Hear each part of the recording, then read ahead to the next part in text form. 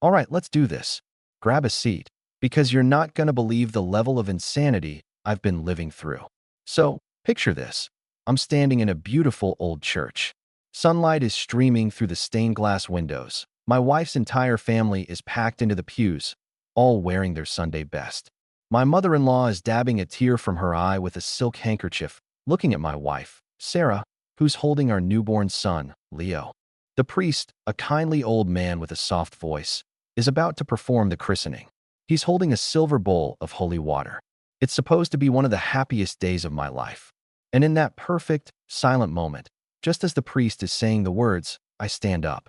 I clear my throat, and the sound echoes through the church. Every single head turns to me.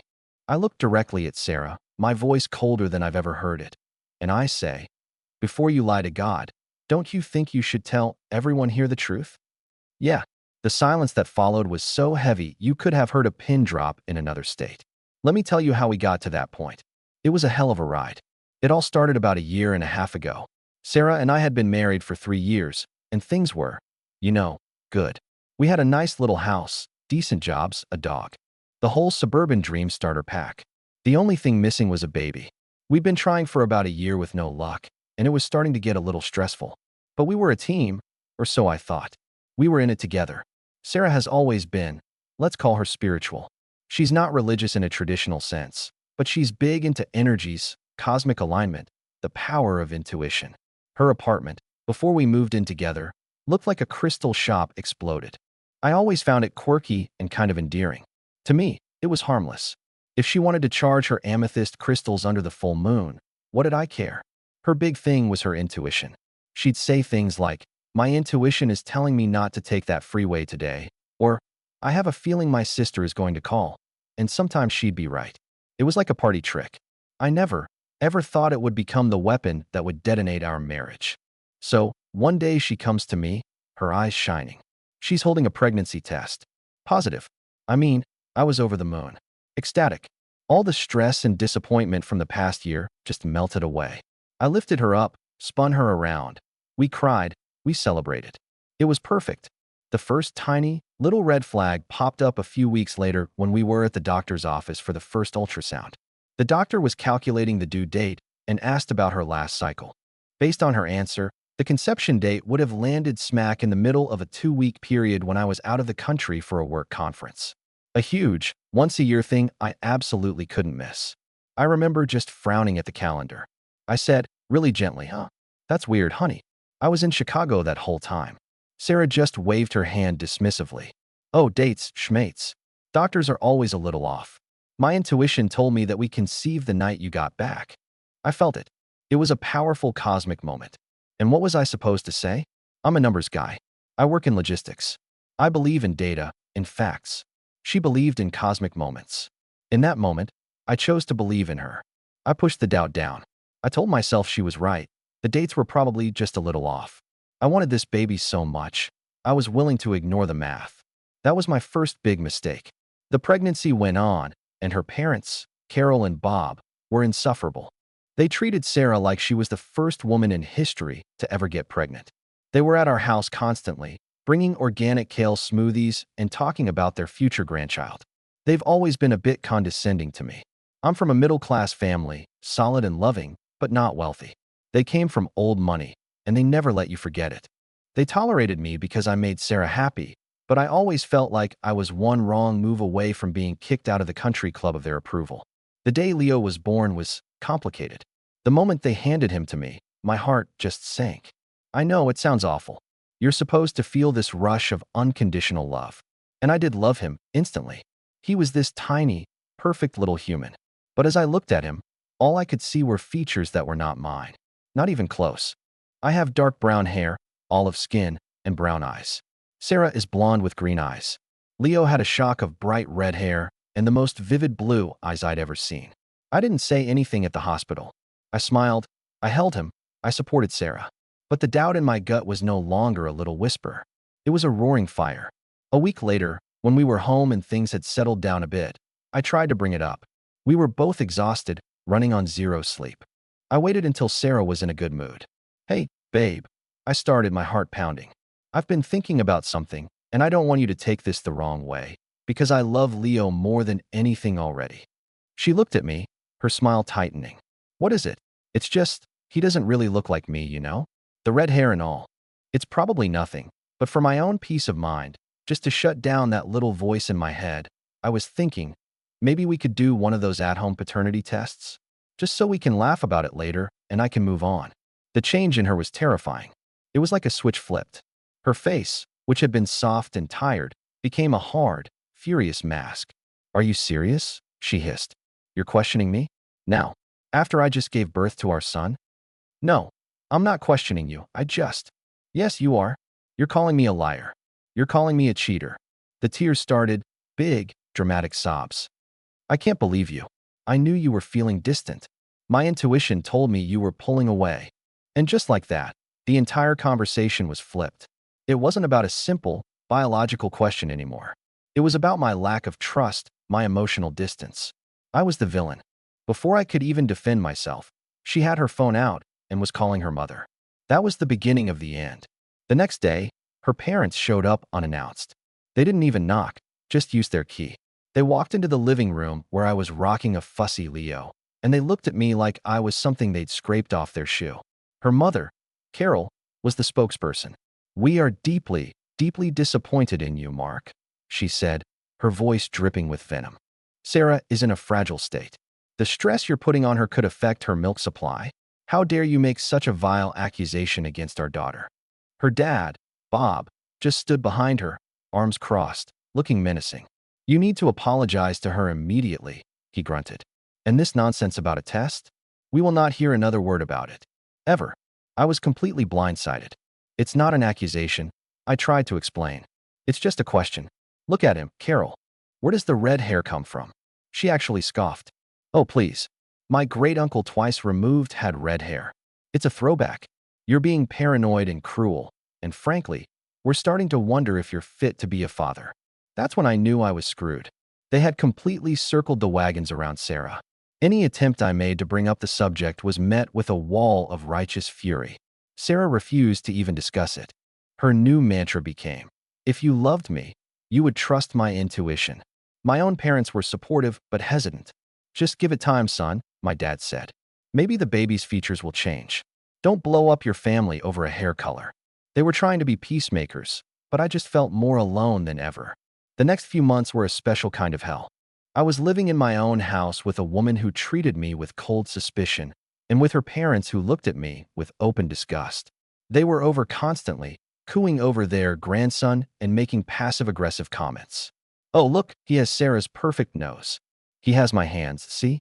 It was a full-on campaign to erase me from the genetic equation. The breaking point came one Saturday afternoon. Sarah's parents were over, and I was trying to be a good sport, making everyone lunch. I overheard Sarah talking to her mom in the nursery. I couldn't hear every word, but I heard snippets. He just won't let it go. And so much pressure. Then I heard her mother say something that froze my blood. Well, darling, your intuition is all that matters. It's a mother's sacred bond. It's stronger than any silly science.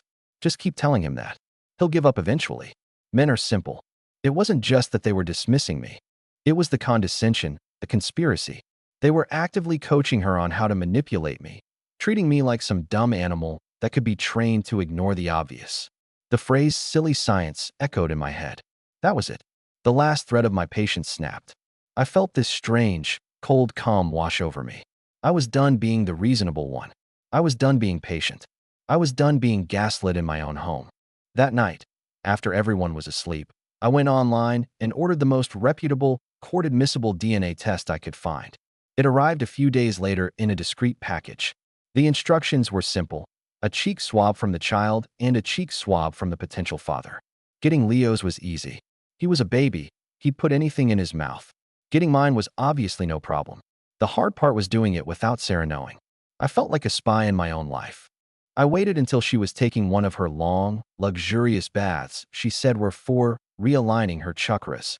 I quickly did the swabs, sealed them in the biohazard bags, and filled out the paperwork. I drove to a FedEx office in the next town over to mail it. The 2 weeks I waited for the results were the longest of my life. During that time, Sarah announced that her parents were throwing a huge christening for Leo. Not at our local church, of course, but at the fancy one attached to their country club. It was going to be a massive affair. Her whole family, all their rich friends. They were presenting Leo to their world, and I was expected to stand there and play the part of the proud, happy father. I just nodded along. That sounds wonderful, honey. I didn't fight. I didn't argue. I just let them plan. Sarah took my compliance as a sign that I had finally given up on my ridiculous crusade.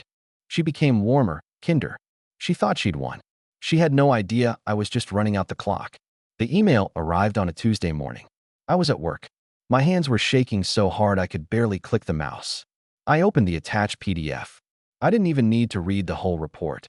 The conclusion was right at the top, in big, bold letters. Probability of paternity, 0%. I stared at the screen for a full 10 minutes. I wasn't even angry. I wasn't sad. I felt nothing. Just a vast, empty, hollow feeling. The truth I had known in my gut for months was now a scientific fact. A silly science fact. And that's when the plan started to form. They wanted a big, public celebration? Fine. I'd give them a show they would never, ever forget. I spent the next few days in a daze, just going through the motions. I called a lawyer, one of the best divorce attorneys in the state.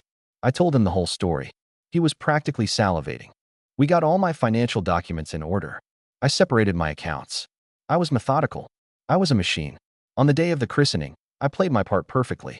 I wore my best suit. I smiled for pictures. I held Leo and let Sarah's aunts and uncles tell me how much he looked like my side of the family, which was a new, desperate lie they must have all coordinated. I just nodded and said, "Yeah, it's amazing how genetics work, isn't it?" We all filed into the church. It was exactly as I described. Packed. Everyone smiling. Sarah looked beautiful, holding the baby in a ridiculously expensive white gown her parents had bought. My own parents were in the second row, looking a little uncomfortable but trying to be supportive. The priest began the ceremony. He got to the part where he was about to anoint the baby. He said the words, "And what name do you give this child?" That was my cue. I stood up. "Before you lie to God, don't you think you should tell everyone here the truth?" The silence was deafening. Sarah's face went completely white. Her mother, Carol, shot me a look of pure hatred. "Mark, sit down this instant. What is wrong with you?" I ignored her. I walked calmly to the front of the church, pulling a folded piece of paper from my jacket pocket. It was a printout of the DNA test results. "For the past 6 months," I said, my voice ringing with a clarity I didn't know I possessed, "I have been told that my doubts were cruel. That my desire for a simple, scientific fact was an insult. I have been told to trust intuition over reality." I looked right at Sarah. Her eyes were wide with panic. I asked for a paternity test. My wife refused, saying her intuition told her this beautiful baby boy was mine. I held up the paper. "Well, I got one anyway, and I'd like to read you the results. Probability of paternity, 0%. A collective gasp went through the church. It was real. You could feel the shockwave. Carol let out a little shriek. Bob looked like he was about to have a stroke. I wasn't done. I turned to my now ex-wife. "So, Sarah, my question is this. Whose baby am I holding? Is it Chad's? Your co-worker with the same fiery red hair? The one you were on a work retreat with while I was in Chicago?" That was the knockout blow. Sarah just crumpled, sobbing. Not heartbroken sobs, but the ugly, gasping sobs of someone who has been caught in an unforgivable lie. I gently handed the baby to her mother, who recoiled at first, then took him numbly. I turned to her parents. "Congratulations, Carol, Bob. You wanted a grandchild so badly, and now you have one. He's not mine, but I'm sure you'll love him just the same. You can consider the catering bill for the party afterward my parting gift to this family." Then I looked at the priest, who was just staring, speechless. "Sorry for the interruption, Father. Please, continue." And with that, I turned around and walked out of that church. I didn't look back. I could hear shouting start behind me, but I just kept walking. I got in my car, and for the first time in months, I felt like I could breathe again. The aftermath was biblical. The divorce was finalized in record time. The DNA test made everything clean-cut. I was not the father, and I owed nothing. My lawyer was a shark. Sarah tried to claim emotional distress, but the story of what happened at the christening had spread like wildfire through their social circle. She was humiliated. She and her parents became social pariahs. Turns out, rich people hate that kind of public, messy drama. They had to sell their country club membership. Sarah did eventually admit that the father was, in fact, her coworker, Chad. But when she told him, he wanted nothing to do with her or the baby. He lawyered up immediately. So now, Sarah is a single mom, living back at home with her parents, who are on the hook for everything. The perfect family image they spent their whole lives curating was shattered by one piece of paper and their own arrogance. They got their grandchild, but they lost everything else. As for me, it was hard. It was the most painful thing I've ever been through. But walking out of that church was like walking out of a prison. I'm free. I'm building my life back, on my own terms, based on facts and reality, not someone else's delusional intuition. It's quiet, it's simple, and it's honest. So yeah, that's how I found out my son wasn't mine and blew up a family in the middle of a christening. It was a nightmare, but I'd do it again in a heartbeat to get my life back. If you think that was crazy, you should hear about the anonymous "congratulations on your new grandnephew" card I sent to Carol's great-uncle twice removed. But hey, that's a story for another time. Make sure you hit that subscribe button, because you won't want to miss what happened next.